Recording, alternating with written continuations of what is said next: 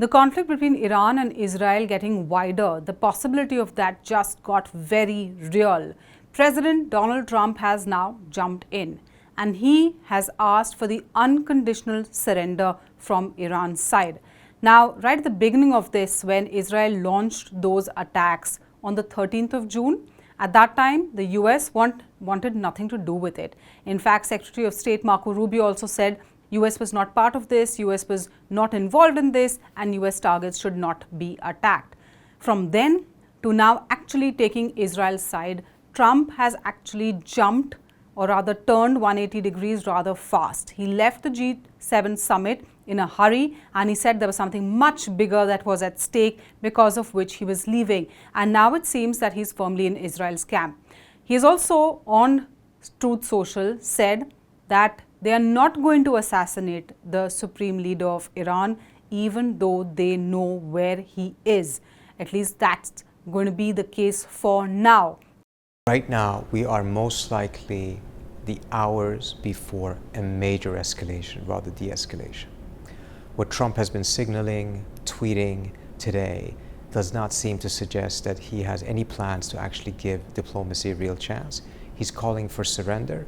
I think he is likely miscalculating, thinking that the Iranians believe that surrender actually is an option, that Trump would honor the terms of a surrender. He has still warned that America has the best weapons, or like he called, the best stuff.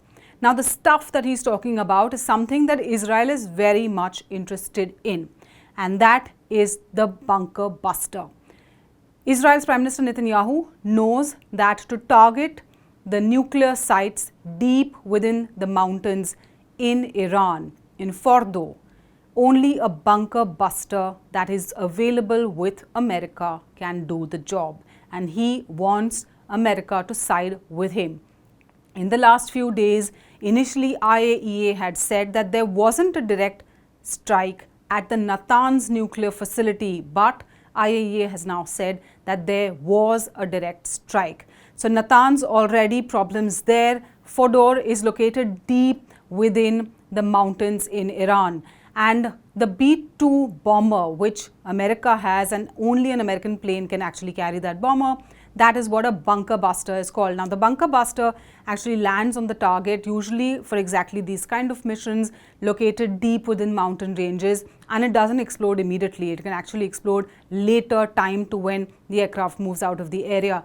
So the bunker buster is something that is being spoken of, and this is something also that Israel wants America to deploy on its behalf. Bunker busters is a more colloquial term that we use to discuss large airdrop munitions that are capable of doing a couple of things. First, it's penetrating hard and deeply buried targets. Think something like a bunker or a facility that's built within a mountain. And these are also timed within the fuses of the weapons so that they don't explode immediately upon impact, or like some other munitions where you aim for an airburst several hundred feet above impact. They actually go several feet into the ground, dozens of feet. The GBU-57, which is the massive ordnance penetrator that's being discussed heavily in terms of American involvement in Iran, can actually penetrate up to 200 feet before detonating its ordnance. All of this is happening just as America says. It has multiple options on the table. We know that fighter aircraft and warships have been moved in the region. These are US warships that have been moved in the region. So there is also these multiple options that Trump now has, even as other G7 leaders are talking of de-escalation, saying that this is not the time to actually get into a much larger war. All of this is happening just as Iran's supreme leader is seeing people in his close circuit, his advisors, thinning out. And this hollowing out has taken place primarily because Israel has taken them out.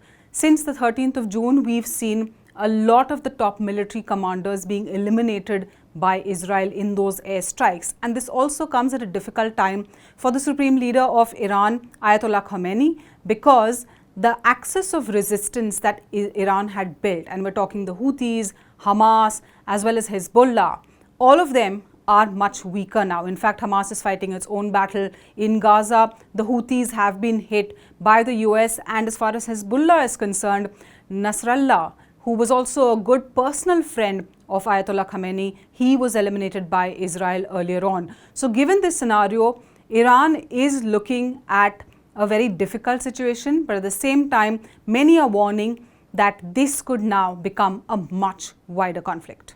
For more such stories, subscribe to SNG News, hit the like button and follow for more news updates.